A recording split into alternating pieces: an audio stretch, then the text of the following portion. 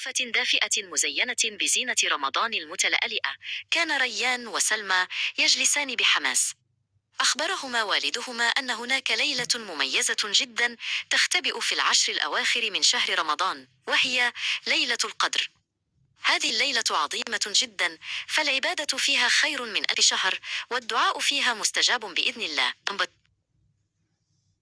قرر ريان وسلمى الاستعداد جيدا لهذه الليلة المباركة.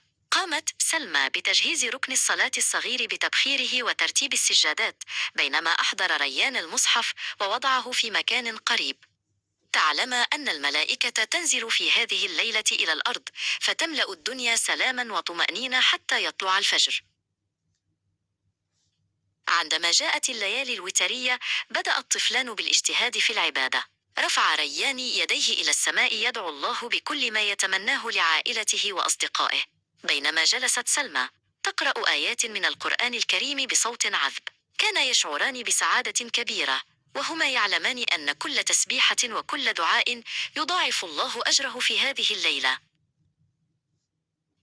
ومع اقتراب خيوط الفجر الأولى، شعر ريان وسلمى براحة عجيبة تملأ قلبيهما. لقد تعلم أن ليلة القدر هي فرصة لتبديل الأحزان بالأفراح، وبداية جديدة مع الله. أتمنى أن تكونوا قد استمتعتم بقصتنا يا أصدقاء.